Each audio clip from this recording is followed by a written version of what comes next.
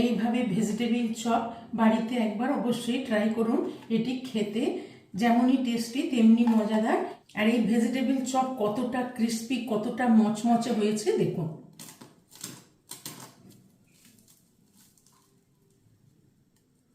এইভাবে একবার বাড়িতে ভেজিটেবিল চপ বানালে বাজারের কেনা চপ আর ভালো লাগবে না। হ্যালো ফ্রেন্ডস, মাদার কুক চ্যানেলে সবাইকে স্বাগত। আজকে আমি আপনাদের সাথে শেয়ার করব ভেজিটেবিল চপ। তো বাড়িতেই কিভাবে সহজে এই ভেজিটেবিল চপ বানানো যায় পুরো ভিডিওটি দেখার অনুরোধ রইল। গ্যাসে একটা ফ্রাই প্যান চাপিয়ে দিয়েছি। ভেজিটেবিল চপ বানাবার জন্য একটা ভাজা মশলা তৈরি করে নেব। তার জন্য এখানে দিয়ে দিয়েছি 3টে শুকনো লঙ্কা, 1 চামচ মৌরি, 1 চামচ জিরে আর 1 চামচ ধনে দিয়ে আমি এই মশলাগুলো সব একসাথে একটু হালকা করে ভেজে নেব। হালকা ব্রাউন করে মশলাটাকে ভেজে নিলাম। এবার মশলাটাকে ঠান্ডা করে গুঁড়ো করে নেব। এবার ভেজিটেবিল চপের পুরটা তৈরি করে নেব। সেই জন্য এই ফ্রাই প্যানের মধ্যে 2 চামচ মতো রিফাইন্ড অয়েল দিয়ে দিয়েছি আর নিয়ে নিয়েছি কিছুটা বাদাম। বাদামটাকে আমি একটু ভেজে নেব। বাদামগুলো হালকা ব্রাউন করে ভেজে নিলাম। এবার তুলে নেব। বাদামগুলো ভেজে তুলে নিয়ে এখানে নিয়ে নিয়েছি কিছুটা নারকেল কুচানো। এই নারকেল কুচানোটাও ভেজে নেব। নারকেল কুচানোটাও হালকা ব্রাউন করে ভেজে নিলাম। নারকেলটাকেও তুলে নেব। এবার এখানে আর 1 চামচ তেল দিয়ে এখানে আমি নিয়ে নিচ্ছি 1/2 চামচ 5 ফোড়ন। এই 5 ফোড়নটা দিয়ে দিলাম। 5 ফোড়নটা দিয়ে ভেজে নিয়ে এবার এখানে নিয়ে নিচ্ছি 1 চামচ আদা বাটা আর নিয়ে নিয়েছি কিছুটা কাঁচা লঙ্কা কুচানো। আদা বাটা লঙ্কাটাকে একটু ভেজে নিয়ে এখানে নিয়ে নিয়েছি 1 বাটি মতো গাজর গ্রেট করা। এই গাজরটা দিয়ে দিলাম। গাজরটা দিয়ে একটু নাড়াচাড়া করে এখানে নিয়ে নিয়েছি ওই বাটির মাপে 1 বাটি গ্রেট করা বিট। এই বিটটা দিয়ে দিলাম। গ্রেট করা গাজর আর বিট দিয়ে ভালো করে নেড়ে একটু ভেজে নেব। গাজর বিটটা দিয়ে একটু নেড়ে নিয়ে এখানে আমি 1/2 চামচ মতো লবণ দিয়ে দেবো। লবণটা দিয়ে ভালো করে নেড়ে মিশিয়ে নিলাম। দিয়ে এবার একটু ঢেকে দেব যাতে বিট আর গাজরটা ভালোভাবে সেদ্ধ হয়ে যায়। লো করে ঢেকে ঢেকে বিট গাজরটা ভালোভাবে সেদ্ধ হয়ে গেছে। এই হাতটা দিয়েই একটু ভালো করে স্ম্যাশ করে নেব। বিট গাজরটাকে একটু ভালো করে স্ম্যাশ করে নিলাম। এবার এখানে একে একে সব মশলাগুলো দিয়ে দেবো। আমি এখানে আরও 1/2 চামচ লবণ দিয়ে দিলাম, কেন কি আমি আগে 1/2 চামচ লবণ দিয়েছি বিট গাজরটা সেদ্ধ হওয়ার জন্য। আর এখানে দিয়ে দেবো ছোট চামচের 1 চামচ চিনি আর নিয়েছি 1/2 চামচ আমচুর পাউডার। এই আমচুর পাউডারটা দিয়ে দিলাম। আর নিয়েছি 1/2 চামচ গরম মশলার গুঁড়ো। আর এখানে দেখুন যে ভাজা মশলাটা ভেজেছিলাম, ভাজা মশলাটা গুঁড়ো করে নিয়েছি। এই গুঁড়ো মশলাটা দিয়ে দেবো পরিমাণ মতো, 1 চামচ দিয়ে দিলাম। দিয়ে ভালো করে বিট গাজরের সাথে আগে মিশিয়ে নেব।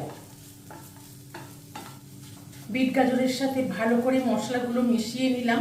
এবার এখানে ভেজে রাখা বাদাম আর নারকেলগুলো দিয়ে দেবো। দিয়ে আরেকটু মিশিয়ে নেব।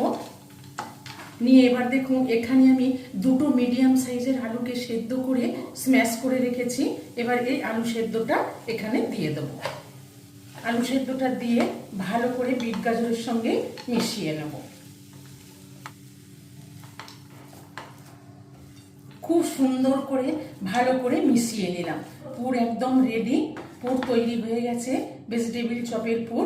এবার আমি পুরটাকে একটু ঠান্ডা করে নেব। ভেজিটেবিল পুরটাকে আমি একটা প্লেটে বেড়ে ঠান্ডা করে নিয়েছি। আর এখানে নিয়ে নিয়েছি কিছুটা বিস্কুটের গুঁড়ো। একটা বাটি নিয়ে নিয়েছি। এখানে আমি একটা ব্যাটার তৈরি করে নেব। দিয়ে দিলাম 1 টেবিল চামচ ময়দা আর 1 টেবিল চামচ কর্নফ্লাওয়ার। আর দিয়ে দেবো অল্প একটু গোলমরিচ গুঁড়ো। আর এই বিস্কুটের গুঁড়োর মধ্যেও আমি একটু গোলমরিচের গুঁড়ো দিয়ে দেবো। কর্নফ্লাওয়ার আর ময়দার ব্যাটারের মধ্যেও স্বাদ মতো লবণ দিয়ে দিলাম। আর এই বিস্কুটের গুঁড়োর মধ্যেও আমি অল্প একটু লবণ দিয়ে দিলাম। বিস্কুটের গুঁড়োর মধ্যেও লবণ আর গোলমরিচটা দিয়ে ভালো করে মিশিয়ে নেব। চপের মধ্যে কোটিং করলে চপটা খেতে খুব ভালো লাগবে। লবণ গোলমরিচ দিয়ে ভালো করে মিশিয়ে নিলাম। এবার অল্প অল্প জল দিয়ে একটা ব্যাটার তৈরি করে নেব। ব্যাটারটা দিয়ে ভালো করে মিশিয়ে নেব।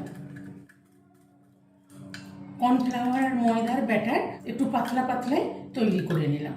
এটাকে সরিয়ে নিয়ে এবার এখান থেকে কিছুটা করে নিয়ে আমি চপগুলো তৈরি করে নেব। খুব সুন্দর করে এরকমভাবে আমি চপগুলো বানিয়ে নিচ্ছি। খুব সহজেই বাড়িতে তৈরি করা যায়। এইভাবে প্রত্যেকটা চপ আমি তৈরি করে নেব। এখানে 6টা চপ তৈরি করে নিলাম। এবারে এখান থেকে একটা চপ নিয়ে আমি প্রথমে এই বিস্কুটের গুঁড়োর মধ্যে কোট করে নেব। খুব সুন্দর করে প্রথমে একবার কোট করে নিলাম। এখানে যে ব্যাটারটা তৈরি করে রেখেছি এই ব্যাটারের মধ্যে দিয়ে দেব। দিয়ে দেখুন ব্যাটারের মধ্যে কোট করে নিলাম, নিয়ে এইভাবে উঠিয়ে নেব। আবার একবার বিস্কুটের গুঁড়োর মধ্যে এইভাবে দিয়ে কোটিং করে নেব। পুরো চারিদিকটাই ভালো করে কোটিং করে নেব এইভাবে। কত সুন্দর একটা ভেজিটেবিল চপ তৈরি করে নিলাম।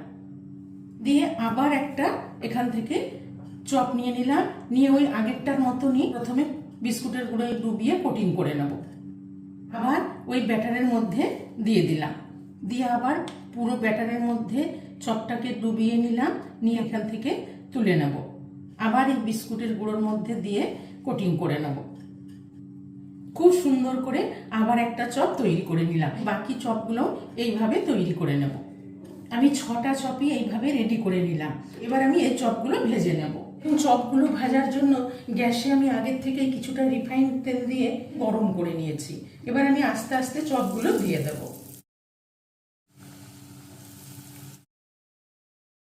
দিয়ে এবার আমি একবার এক পিঠটা উল্টে দেব। চপগুলো উল্টে দিলাম, দিয়ে গ্যাসের ফ্লেমটা লো টু মিডিয়ামে রেখে আস্তে আস্তে ভেজে নেব।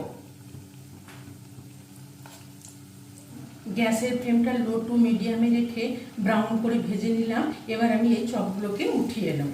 কত সুন্দর ব্রাউন করে ভেজিটেবিল চপগুলো ভেজে নিলাম। এই চপগুলোকে উঠিয়ে নিয়ে এখানে আমি আবার চপ দিয়ে দেবো। আবার দুটো চপ দিয়ে দিলাম। লো টু মিডিয়াম ফ্লেমে রেখে আস্তে আস্তে ব্রাউন করে ভেজে নেব।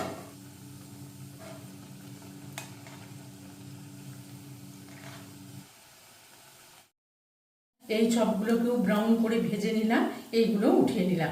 এইভাবে প্রত্যেকটা চপ ভেজে নেব।